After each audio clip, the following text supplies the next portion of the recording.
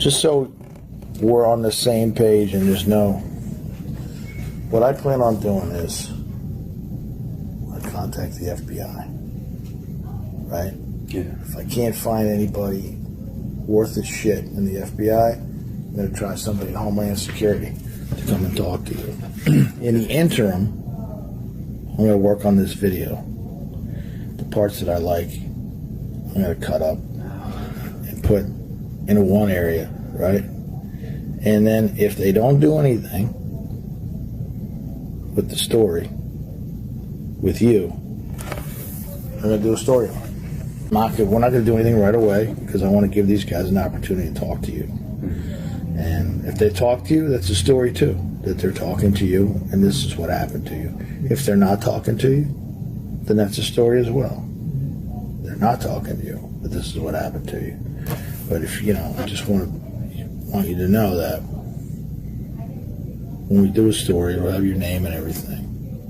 And I'm not interested in doing something any other way when it comes to this, because I think that it's the best way for you to start putting blocks back on top of this. And if I can help you in any way, I will, man. I don't know how I can help you or, and if I can do anything for you, I'm happy to try to help. Before I was taken up to the top of the boat, I was in a cabin on the outside of the boat being prostituted by my great uncle, and I was led to believe that there were several other young boys in the adjacent rooms that were going to be taken to the top of the boat one at a time, starting with me.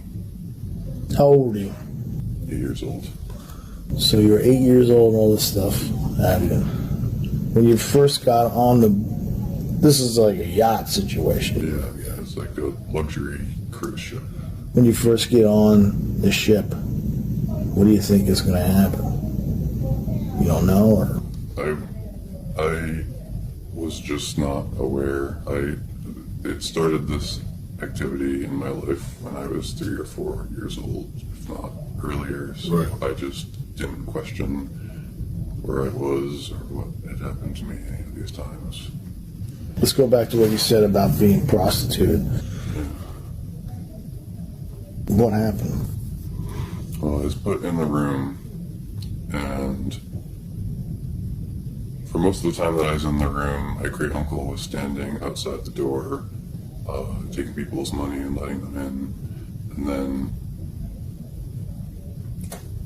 when he left, his cousin was left with me. I'm not sure if his cousin was alone outside the door at any point, but he was left alone with me on one of the lower decks of the boat while my uncle went to the top. So people would just come in and they say you're 8 years old, so they take advantage of you? Yeah. What happens? I know it's hard to talk about, but... Well, there were 2 beds in the room, and I remember being on one of them at first, and then I remember at least 3 of the people that came in the room, and the last person to come in the room, and the people who came in beforehand, it was like you would expect, it's like you were raped. Insertion. Yeah. You were raped. These are men coming in? Yeah. And at some point, all this happened on one yacht trip, or there were subsequent yacht trips? This one event. This is one event. Yeah. Okay. So then at some point, you are sexually assaulted by Bill Clinton? Yeah. Well, what happens with that? Well, there's a whole sequence of events leading up to when I was raped by him. Okay, so just feel comfortable to just talk. If you want to lead up to it, that's fine. Well, there was an incredibly violent display going on. want to talk too much about that right now, but before I was raped by Bill Clinton, my uncle held me up over his head, and his accomplice walked up and slashed across the bottom of my feet with a scimitar and collected the blood in a chalice, a dish like this. And he took a sip from it and then walked away through the crowd. After my uncle got bored or whatever, he held me up and tried to get Bill Clinton's attention.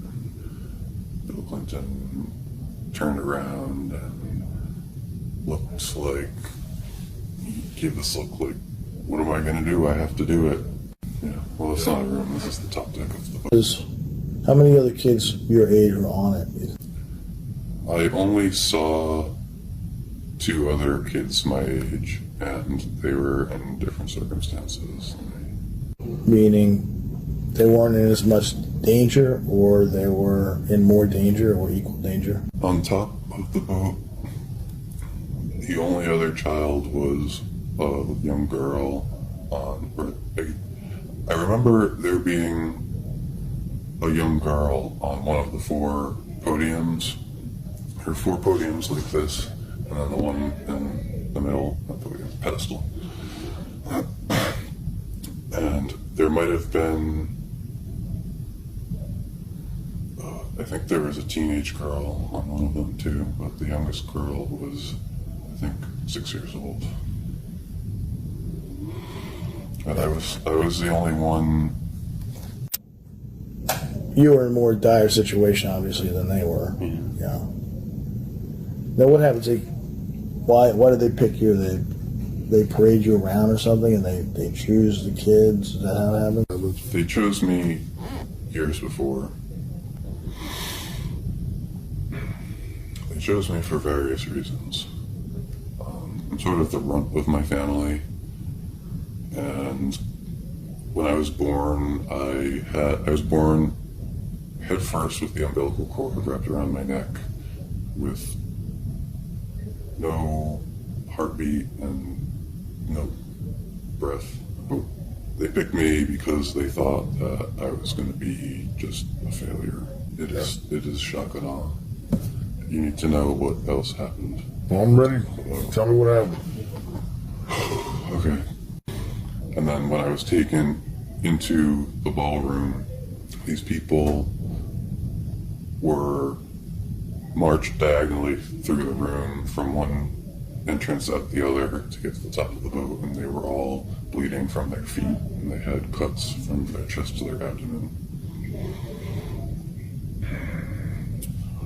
And when I was finally brought out to the top of the boat, they were all already on the ground, being forced to continue having sex in their new state.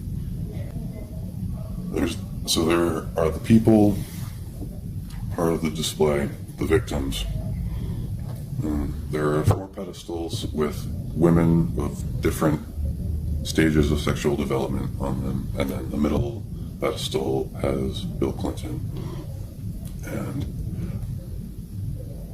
I don't remember looking up, but I have found a picture of a boat that looks exactly like this one. And in this picture, this boat has a section above the top deck, which is also closed off like this one was, a section above it with windows like this, a semicircle kind of. Yeah. Overlooking the top deck, so there could have even been very many people that I didn't see inside the boat or on top of the boat that were up there who would come down to the top of the boat to join in the display and then go back up to watch it. But there were people, and this was something that was restricted. I know this because was one of the people doing this, and one of the people doing this, but their associate, who I am now able to identify as my friend's father, was inquiring, like, how does he join in, or where does he get the children that these people are bringing up here? So he is part of their alliance, but he doesn't know everything that's going on.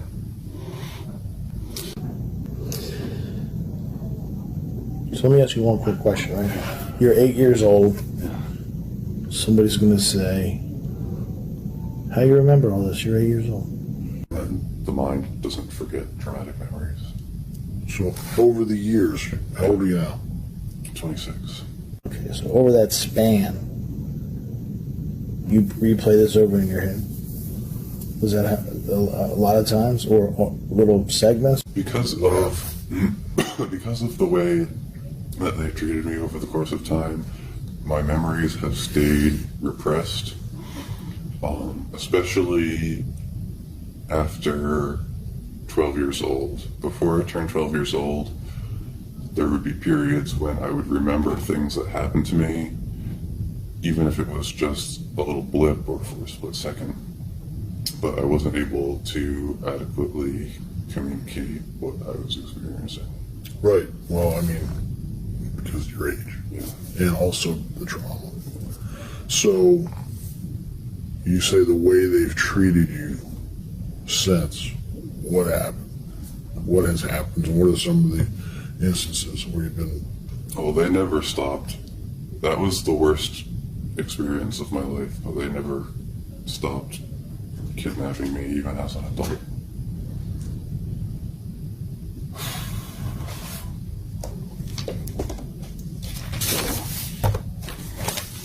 Okay, so you're an adult, right? Are you talking about after 18? Yeah, I mean, I said after I turned 12, I didn't have any inkling of what was going on anymore. Things were still going on. Things went on consistently over the course of my whole life. Other than that, when I was in high school, it was a little bit different and less common. Okay, so what's on the list here? What do you got? So, things they did to make me forget. They treated me as a prop in many circumstances, including for child pornography. But an example of something where I was used as a prop that was not specifically for pornographic reasons is I was taken to the apartment of these professional people, maybe they're attorneys or accountants, something like that. And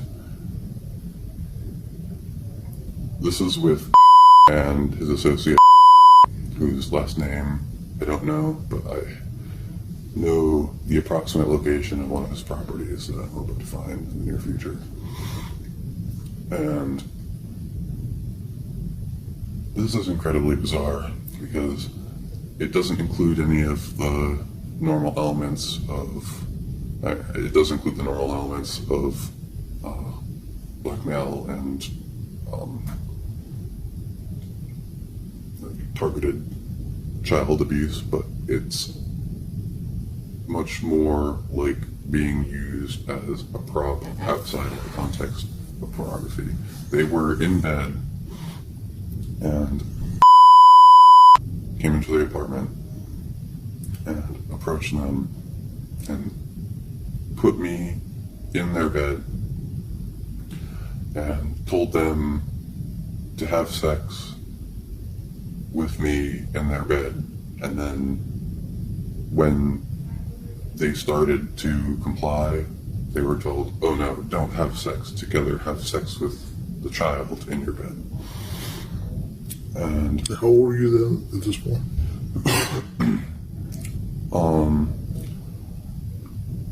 I think this may have been before the Newport Boat Show. I think I might have been 7 years old. I might have also been 9 years old. It could have been after, but it was around that time. And as an example of other types of abuse that the trauma becomes spread among. So I was put in their bed, and then before I was taken back out, showed the couple a device in their closet that looks like an intercom that he said was recording them, and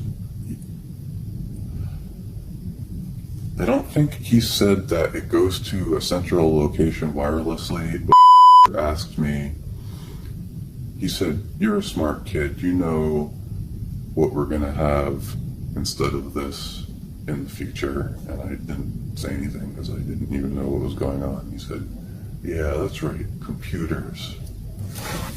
And then before leaving entirely, went in the bathroom, picked up a tile from the bathroom floor, and underneath it there was a vial of blood. Puts the tile back, holds the vial of blood up to show the couple, and says, "You're going to be involved in a criminal case pretty soon."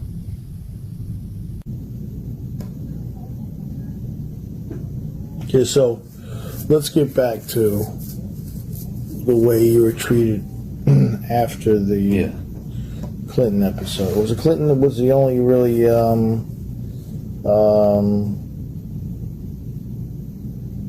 said Bill Clinton sexually assaulted you? Yeah. Okay. This is one time on this boat trip? This is the only time that I saw Bill Clinton. Okay.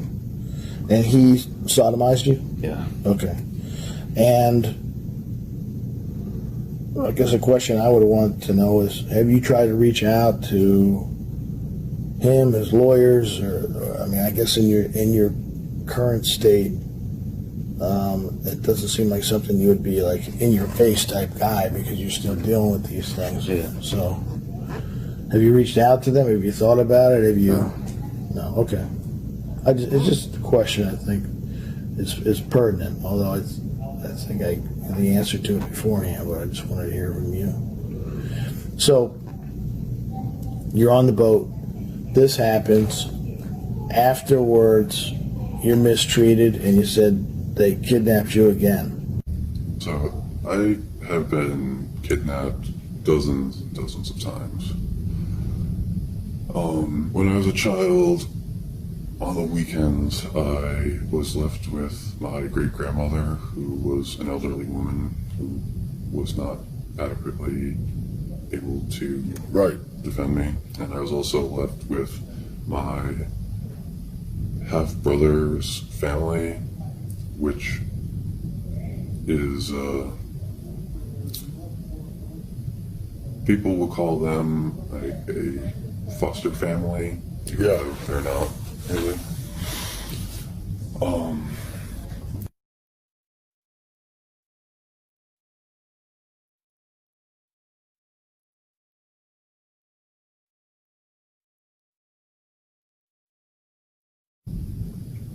They walked in the front door, they walked up the stairs into my room, they put laughing gas up to my face, and they dragged me out. Okay, so they drugged you. Yeah. Drug you. I didn't know that. Chloroform, ether, all kinds of stuff. Yeah. So they're like, hey, surprise, and then you wake up somewhere else.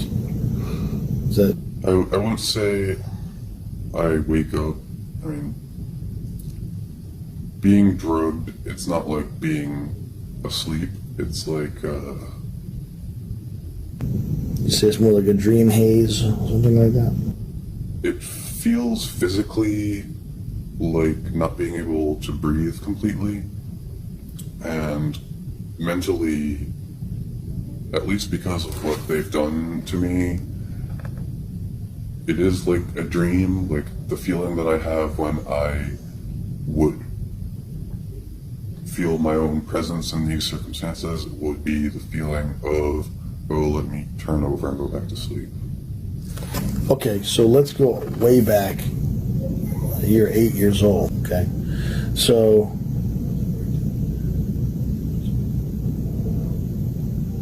how Sorry, can you get the peanuts for me? I'm sorry, I feel do you want me to wait till she comes back? No, it's okay. How does your mom, your dad are in the picture, and then they entrust you to this uncle? Is that what goes? No.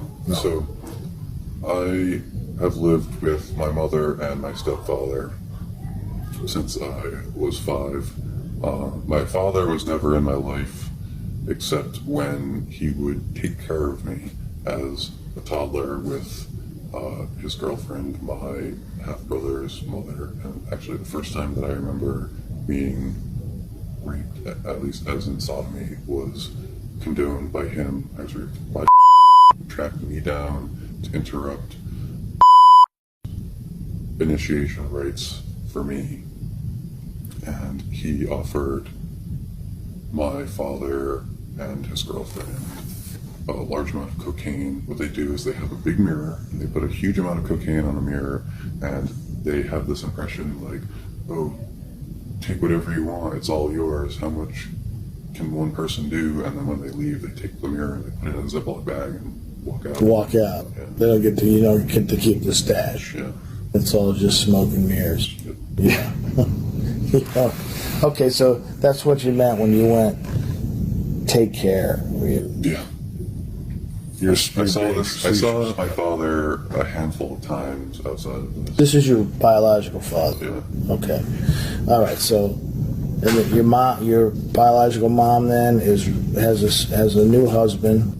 She's not married, but she never married either of them. But Okay, so you're saying stepfather. Yeah. Okay. Just By relationship. Okay. So then there's no real parental people around to say, hey, what the fuck are you doing? You know what I mean? What are you doing with this kid? What's going on? Why? Well, I was left with my great-grandmother and with my half-brother's family. And in all reality, my mother should have known what was wrong with my half-brother's house, despite what was going on, just because of the incredibly strange living arrangements and the older kid's father never leaving his room and whatnot. And all of the layaway that a woman would do, thousands of dollars of stuff on layaway.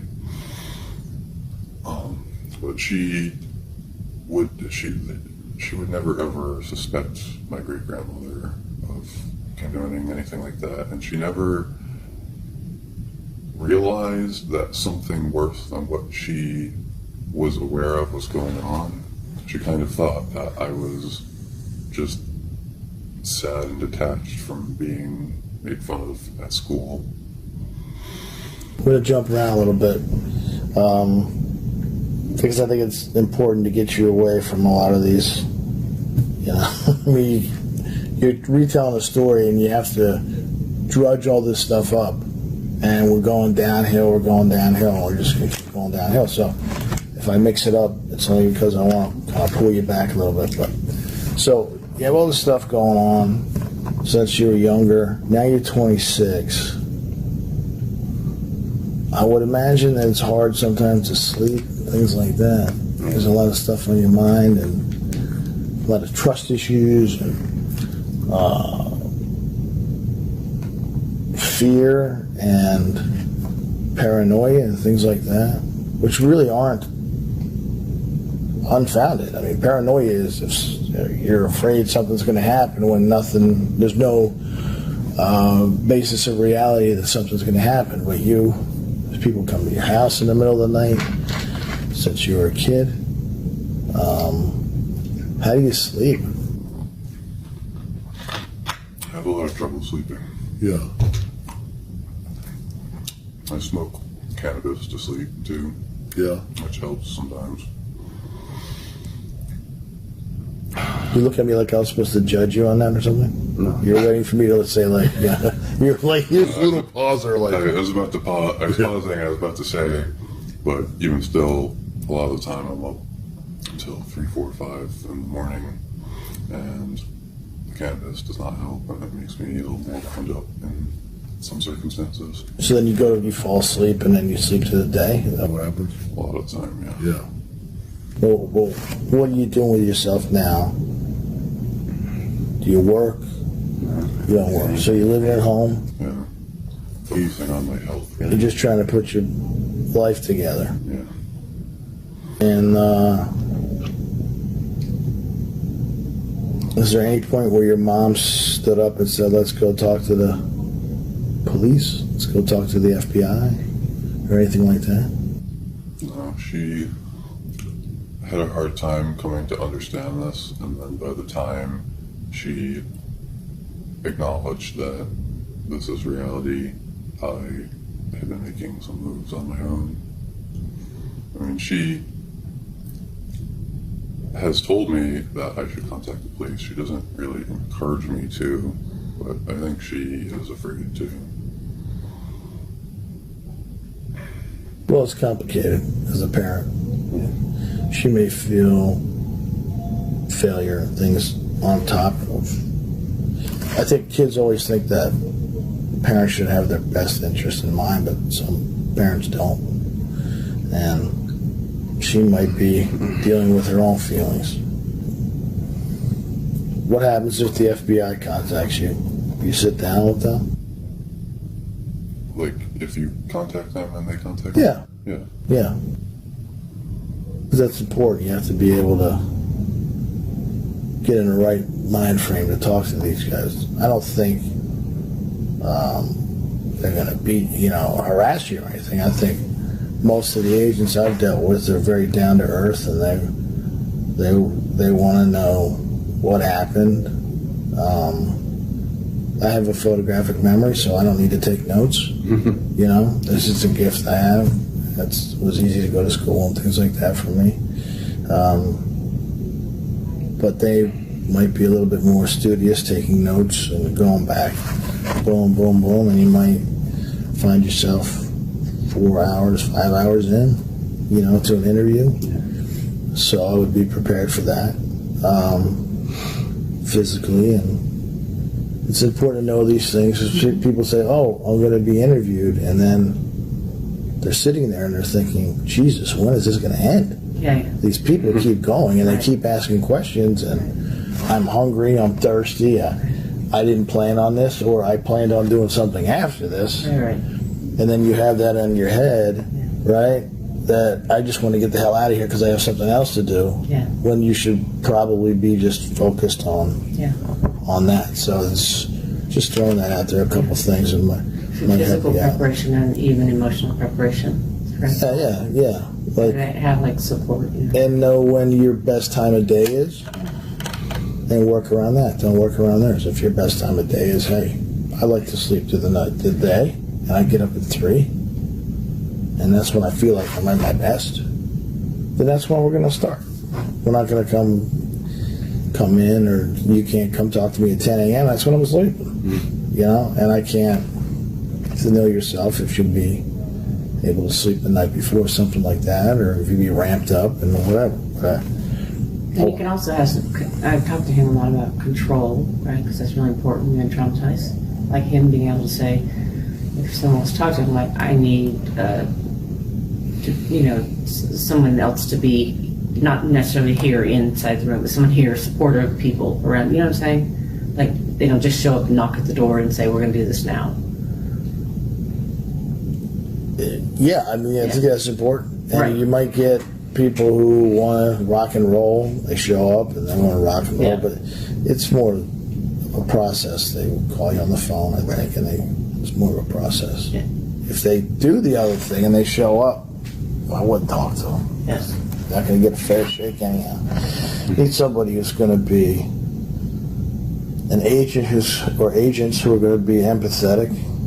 And if I wouldn't read too much into them or try to study them. They're all pretty cut from the same mold, so to speak. And the question is, are they going to do anything with the information you give them? And that remains to be seen. If they talk to you, then it's hard to say. But I think for you, you're 26, I have a 23-year-old, so I would be thinking, like, if you were my son, right, what I would want for you would just be closure. You can walk away from this and say, I need to put the rest of my life together. I got another 50 years, I got another 55 years. I want to try to live normally. And the way to do that is what you're doing right now. It takes a lot of guts. Yeah. A lot of guts. Yeah. So if you didn't think you had any guts, you're mistaken. It takes a big heart and a lot of balls to sit here. It really does. And I don't know where it's going, but we'll see what we can get going for you. You don't need to sit here and give me every detail. It's not. I'm not some prosecutor, and I'm not gonna publish every little thing about your life and make you look like a jerk. It's not. Some people might, though. Yeah. You know, I mean, you have to be careful. But that's why I talked to you or asked you. Well, I mean, the important thing is that you get this behind you and you just try to take a real negative and make it into a positive somehow. Yeah. You have the strength. I mean, you're sitting here. So, and you survive. That's something else to say about being, survive something like this is really, we talk about marijuana and things like that. That's nothing. You know, most people would turn to much harder stuff and you can't last. I mean, marijuana is one thing, but you can't last. Heroin, things like that, you're just not going to make it. Right. And you've already thrown in the towel at that point. So, one, you got to make sure these people don't come around again. And two, you have to put them on notice that they're not going to come around again because you're not going to be abused. And three, you have to stand up for yourself. And those three things are a great foundation to try to rebuild your life, I think. If they're handled properly. And hopefully the FBI does something. They come in and they talk to you. You know, you have a lot of details. If you were making shit up, be able to sniff it out in about 30 seconds. Yeah. But you have details. That's a problem. Right. For somebody like Bill Clinton, for somebody like other people that, you know, it's a problem when somebody tells a story and they have details. So,